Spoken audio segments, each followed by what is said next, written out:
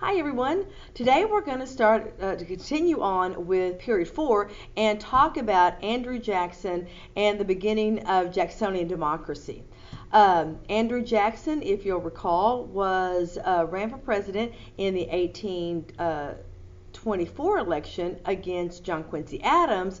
But because of it being a tie and Henry Clay throwing his support behind John Quincy Adams, Andrew Jackson is not going to win that election. In turn, Henry Clay is going to be made Secretary of State by John Quincy Adams, and that's where the corrupt bargain comes from. So in the 1828 election, Jackson and his supporters are going to make sure that doesn't happen again. In this particular slide, you can see where Jackson is going to win the majority. He's going to basically win by a landslide. And he is going to be president for 2 terms. He is a Democrat, so this is when we start getting to Jacksonian democracy. And Democrats at the time were very strongly supported by the common man, the common everyday individual. Andrew Jackson is going to be the first president from what's considered the West. He is from just outside of Nashville, Tennessee, a place called the Hermitage. So the West is considered anything on the western side of the Appalachian Mountains towards the Mississippi River. He is also a decorated war hero. If you recall, he's the winner of the Battle of New Orleans, but he's also the guy that won the Battle of Horseshoe Bend and other Indian wars during this time that white America is going to think is very cool, and so he's going to have a lot of support. He's also going to use something called the spoils system to reward his supporters, and that's a way of rewarding supporters with government jobs. It's also known as patronage. Now, he is not the only president that used this. It was used by basically every president from George Washington all the way until we get the Pendleton Act in the late 1800s. Jackson's just going to take it to a whole different level. So you're going to find people in office that not only did not know how to do the job, so they were incompetent in how to do the job, but a lot of them couldn't even read and write. So there was a real big problem with illiteracy. Now, being incompetent in a job doesn't mean that you are, stupid or not intelligent. It just means that you don't know what that job entails. You don't know how to do that job. It would be like taking me, who is really good at being a history teacher, and putting me in charge of a nuclear reactor. I am totally incompetent when it comes to running a nuclear reactor. But Jackson believed that this was an appropriate use of democracy. You voted for me, in turn, I'm going to do you a favor. This is also the very beginning of something called political machines. These are going to be organizations that you're going to find in larger cities that are going to control local and state politics with a fairly heavy hand. You'll learn more about them when you get into the second half of U.S. history, but they get their very beginnings in this time period.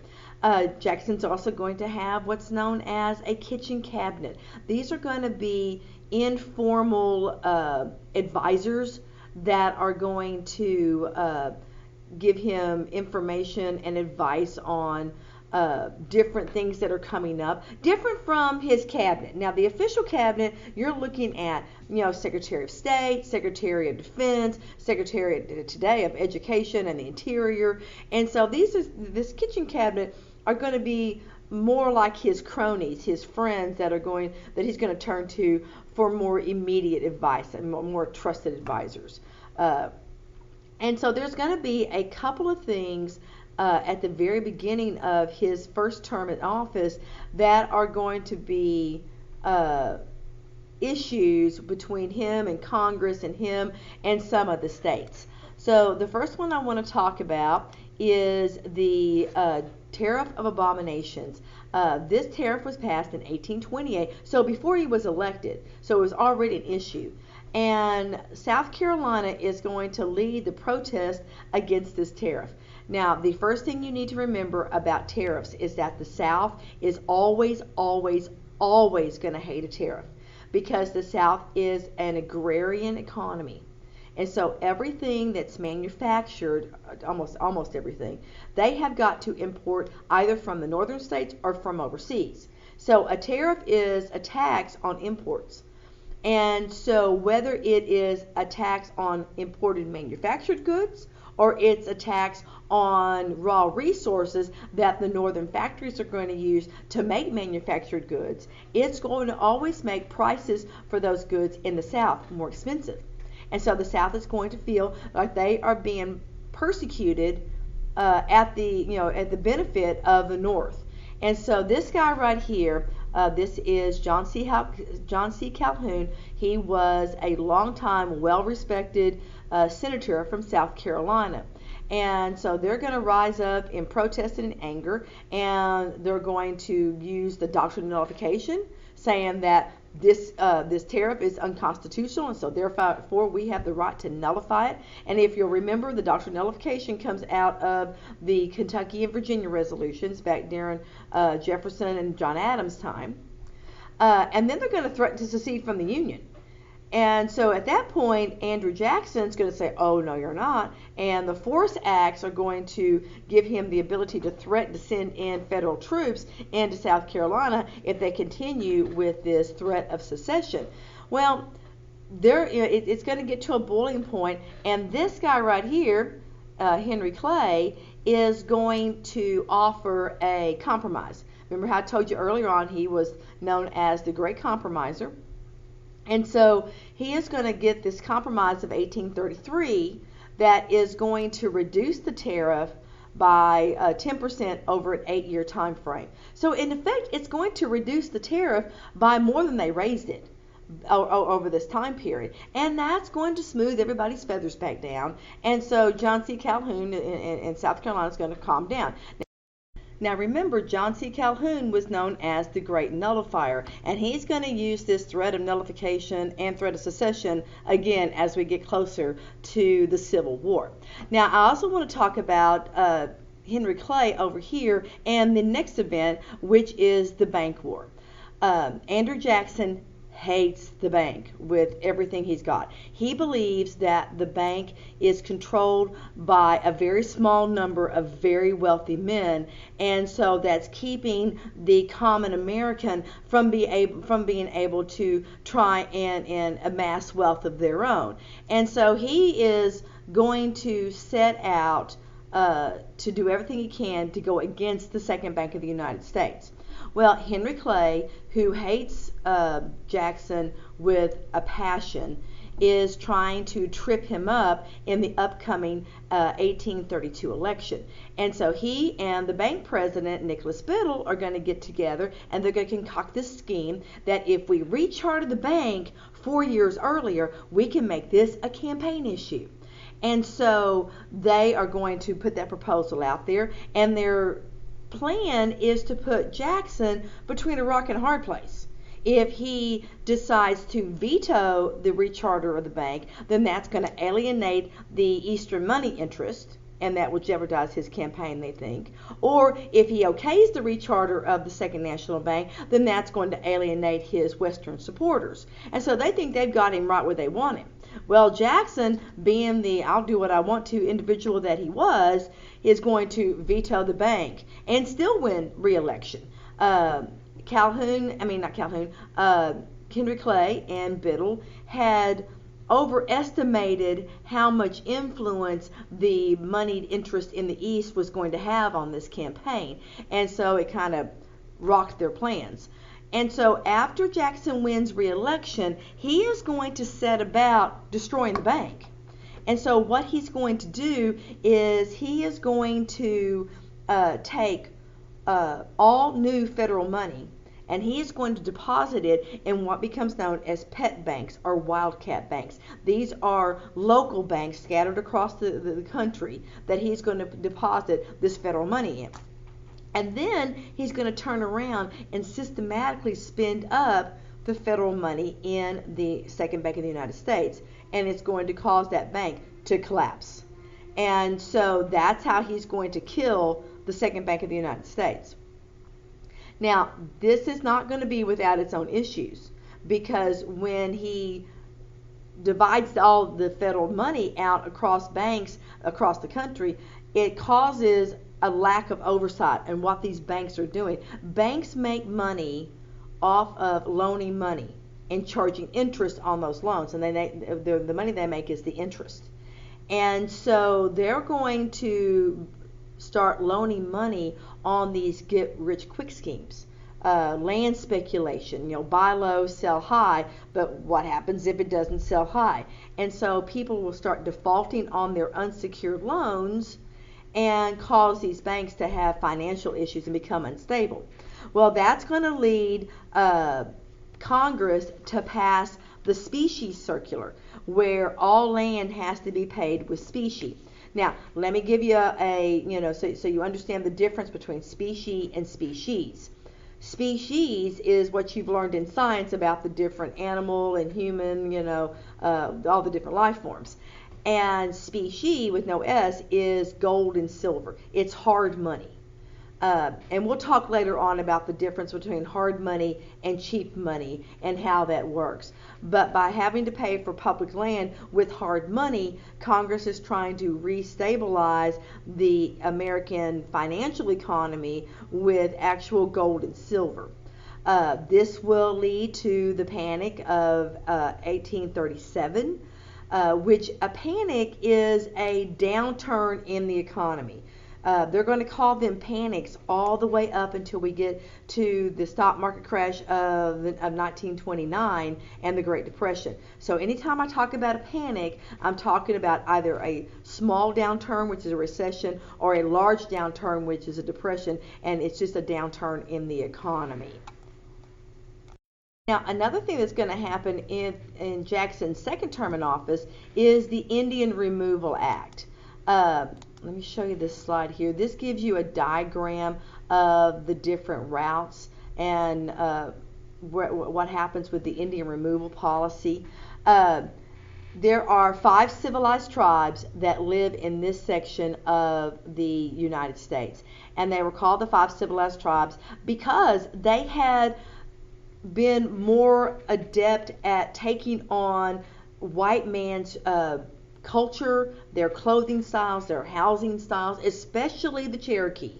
But they had also come up with their own language, their own alphabets, and stuff like that.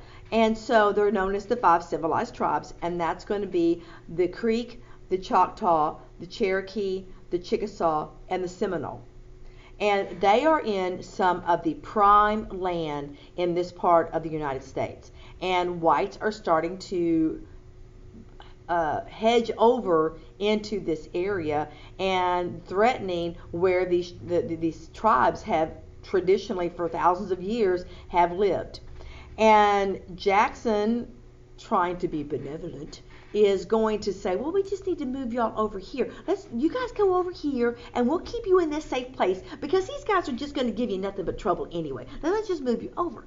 Well, these nations are saying, I'm sorry, but this is our land. You just can't come and take it out. And there have been court cases that had supported the Cherokees in this. I mean, if you recall the Fletcher v. Peck case I talked about when I was first talking about the Marshall Court. And now, during this time period, you're going to have the Worcester v. Georgia case where it's going to come out that, John Marshall is going to say, this territory belongs to this sovereign nation. You just can't come and take it. Well, Jackson's going to say, Marshall made that rule, let Marshall come and enforce it, and he is going to move them anyway. And so in 1832, the United States Army is going to start moving these tribes all the way over here into what becomes known as Indian Territory.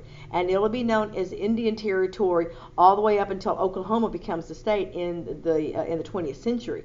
My grandfather was born in 1898, right here. He was born in Cameron, Oklahoma, and on his birth certificate it says Indian Territory. It doesn't say state of Oklahoma. And so they're going to be moved, and they're going to be moved in the dead of winter. It's going to be the worst winter to hit in memory at that time. And so there's going to be about 100,000 of them that are moved over here, and a bunch of them, thousands of them are going to die along the way. It's almost like a forced march. There was a woman I ran into at a Choctaw festival up here in Tahlequah, Oklahoma, And I was looking at the, in the tribal council building at all the pictures of the Trail of Tears, and I had mentioned about the Cherokees, and she was Choctaw, and she said, "Oh, excuse me, but just as many Choctaws and other tribes got moved. It wasn't just the Cherokees that got moved on the Trail of Tears." And her great great grandmother and grandfather were on this trail, and the grandfather dies on the way, and the troops would not stop and hold everybody up and allow her to bury her husband. They ran off and left them, and they're up here in this wilderness. And so her and the kids had to, make their way on their own, the rest of the way over here into Oklahoma. I'm not exactly sure, except for the fact that they might have been taking a more, along river routes and stuff, why they went all the way up this way instead of just coming straight across. But these are the different routes of how the Native Americans get transplanted over here into Oklahoma. Now, when the one last thing that happens about the same time as the Trail of Tears and the second part of Andrew Jackson's term in office is the Texas Revolution. Now, in your notes, you have got a diagram of the state of Texas where I have put different locations like where DFW is, where Austin, San Antonio, Houston, Corpus Christi, where all those are located. But I've also indicated on there where some of the most significant battles were as Texas was trying to gain their independence from Mexico. But let me go back and let me give you some backstory. In the 1820s, Mexico is going to win its independence from Spain. And they're going to look around and they're going to see that there's not enough people living up in this area over in here. They've got all this territory that belongs to them, and they haven't put enough people in there to tie it down. And they've noticed that the United States is getting larger and larger and larger. And so they're going to advertise for new citizens to move from up here and move down in here and become citizens of Mexico. So Moses Austin is one of these people that are going to be attracted to this offer, and in trying to negotiate it, he's going to agree to bring 300 settlers from Missouri, from right here, and relocate down here in Texas. We're in the middle of all this negotiation. He is going to die, and so his son, Stephen F. Austin, is the one that's going to complete the movement of 300, known as the Old 300, from Missouri down here into this part of Texas. And they're going to settle mostly down here around the Austin, San Antonio area, and they're going to become Mexican citizens. They're going to be quite happy to live in this area. But recall where they come from. So they're coming from Missouri. They're coming from the United States. So they are Protestant, and in Missouri, they're slaveholders. And they have set up a new life down here in Texas. Well, in 1832, you're going to have the election of Antonio de Lopez de Santa Anna, and he becomes the president of Mexico. And in 1835, they're going to come out with a new constitution. Well, in this new Mexican constitution, they're going to not only outlaw slavery, but they're going to also insist that every Mexican citizen convert to Catholicism. Well, these Texicans, as they're called, don't want to do this under any circumstances. And so this is what's going to lead to the Texas War for Independence. Some of your first battles, one of them is going to be at that town called Gonzales, which is just east of Austin. I picked this one because of the come and take it flag. And it's become very popular to wear this emblem again.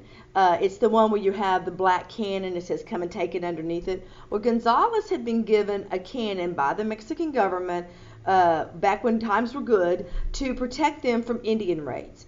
Well, when things went sour between the Texicans and the Mexican government, Mexico wanted their cannon back. Well, the Texicans are sitting there going to bow up and say, well, you just come and take it. And so that's where that come and take it thing originates. Most of us all know about the Battle of the Alamo, where you have 100 about 130 Texicans that are massacred by Santa Anna's army. The women and children are left out of allowed to leave the Alamo before that happens. But this is where David Crockett dies, where Jim Bowie dies, where John Wayne dies. Now, I'm just, if you've ever seen the movie The Alamo, John Wayne plays David Crockett in that movie. And so that one becomes a rallying point for the Texicans. And then down here around Corpus Christi, there is a town called Goliad. And at Goliad was it was called the Presidio La Bahia, and it was a fortress. And this is where Santa Anna is going to capture Fannin and about 350 of his men and just line them up against the wall of the Presidio and execute them. In fact, if you ever go down there, you can still see bullet holes in the stone.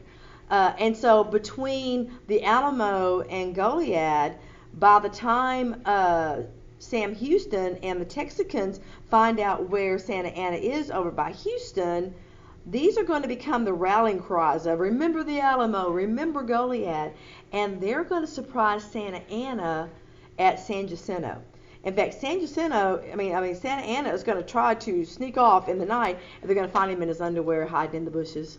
And so at this point, Santa Anna is forced to sign over independence to Texas. And so Texas is going to become a country because Texas is a slave area. Andrew Jackson does not want to have to mess with that slavery issue over one more slave state than free state. And so he is not going to let them come in as a new state to the United States at that time. And so Texas is going to be its own country for 9 years. It won't become a state till 1845. So it's going to have its own embassies around, certain places. Like there was an embassy in England. In fact, the building is still there. Still says Texas Embassy. It's a Mexican food restaurant now, but it still says Texas Embassy. And so Texas is later on going to come in under treaty. And that is why Texas, if it wants to, doesn't normally do this, but if it wants to, Texas can fly its flag at the same height as the United States flag because it comes in as under treaty. Texas is one of those places that, I'm a born-bred Texan. I'm obnoxiously Texan. But you'll also find that most Texans are also obnoxiously American. And so Texas will come in that gap area between the time that one president leaves and the next president comes in. Now, at the end of Andrew Jackson's presidency, his vice president, Martin Van Buren, is going to be elected as the next president. And he is going to be, supported by Andrew Jackson. But the reason he wins is because the opposing party, the Whigs, don't have their act together. They have 5 or 6 different people running, and they don't unite behind one candidate. And so that's going to give Van Buren the election. But Van Buren is only going to serve one term because the Panic of 1837 hits about the same time as he becomes president. And while it's not his fault, guess what? He gets blamed for all of it. And so this get-rich-quick scheme that becomes the Panic of 1837 is going to fall on his lap. Now, he is going to support what's known as the divorce bill. What he wants to do is he wants to divorce the government fund, the government treasury, from the public banking system, and therefore hoping to make the government, the federal money, more stable. Well, that's not going to pass Congress. Not until 1845 will they pass what becomes the Independent Treasury Bill. That's where they're going to be able to lock funds away that are government funds away from the public's money, and so the two are not tied together. It's kind of like before this time period where you have, this tug of rope thing on a hill, and if one starts to slide, it would pull the other the same direction, which, like that. And so with the Independent Treasury Bill, you don't have that one being able to pull the other. And then in the election of 1840, The Whigs have got their act together now. They understood what they did wrong in the 1836 election, and so this is where you start having what we consider the more modern elections. You're going to have two basic parties. You're going to have the Jacksonian Democrats, and you're going to have the Whigs. And you're going to have campaign rallies. You're going to have slogans. You're going to have campaign buttons. Let me show you a campaign button. This one is from the 1960 election, but it was for the JFK election, and it was just, you wore it on your shirt or your jacket, and you let everybody know who you were supporting. So that's why it was important for you to remember who won the Battle of Tippecanoe, because that becomes his campaign slogan as he's running for president in the 1840 election. So William Henry Harrison is running for president. His running mate is a guy named John Tyler, and so this campaign slogan becomes Tippecanoe and Tyler too. So he gets elected, but Harrison's kind of a stubborn guy, and he insists that he is going to be inaugurated outside on the portico with his hand on the Bible and no hat. And it is March in Washington, D.C., and so you know how the weather can be during March. It kind of varies back and forth, and especially over in the upper Atlantic coast area, it was sleeting rain that day. And so he's going to catch pneumonia, and he's going to die 30 days later. So William Henry Harrison is our shortest sitting president. John Tyler will finish out his presidency. And I'll talk more about John Tyler later on in this section, but not today. Now, the last thing I want to talk about in today's lecture is a guy named Alexis de Tocqueville. Alexis de Tocqueville was a Frenchman, and he's going to spend a couple of years over here, and he's going to travel back and forth across the country looking at our political system, how our economy is set up, how our social interactions are, and he's going to sit down and he's going to write about the good things that he's found in the United States. And so one of the good things he says is democracy, that it is a great form of government until the people figure out they can vote themselves things. And we've been voting ourselves things ever since the 1930s. It's very, very, very important to remember that in this country especially, but probably in every other country, the government doesn't make its own money. So everything that someone would like to say is government funded, it is taxpayer funded every time. That's where they get their money from, is from the taxpayers. Okay. So he's also going to say that while democracy has its faults, that it's far away ahead of anything in second place.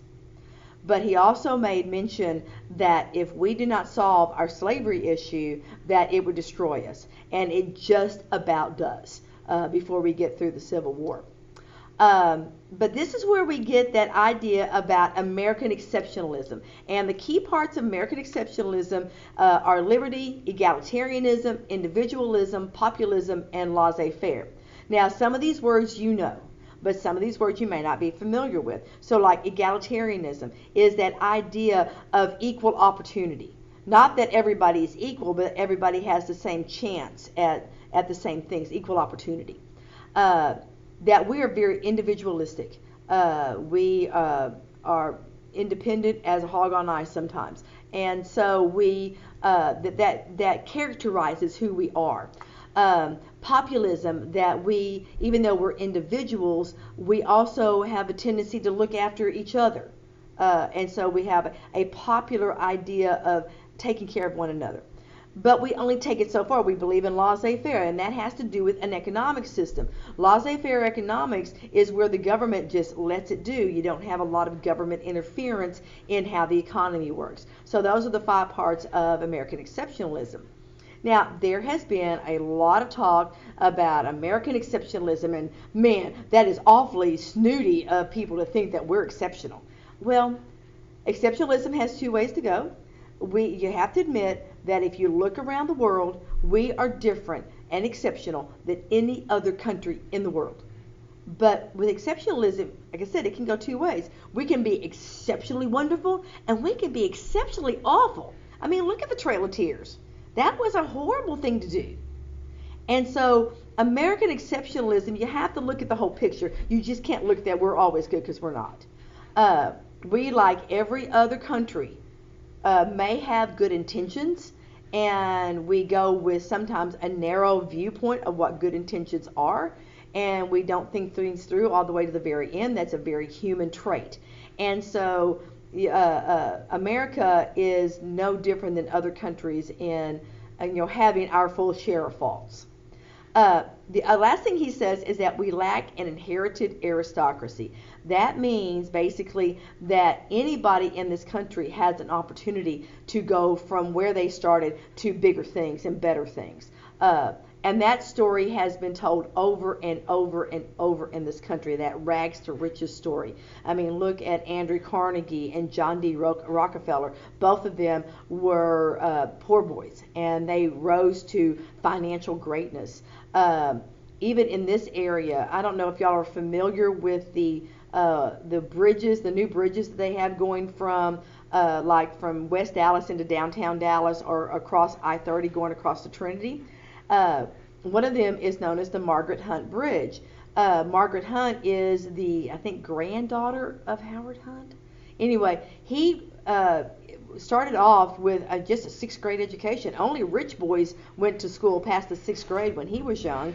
But he is going to find a fortune in oil, and the Hunt family in this area is one of the wealthiest families. So another one where they go from nothing to greatness. And that's what is the benefit of not having an inherited aristocracy, where anybody can make it, and the American dream will come out of that. And so I'm going to wrap up with this part of period 4. Next time we're going to talk about slavery, we're going to talk about reform, and we're going to talk about technological improvements. And so until next time, y'all have a great one. Bye.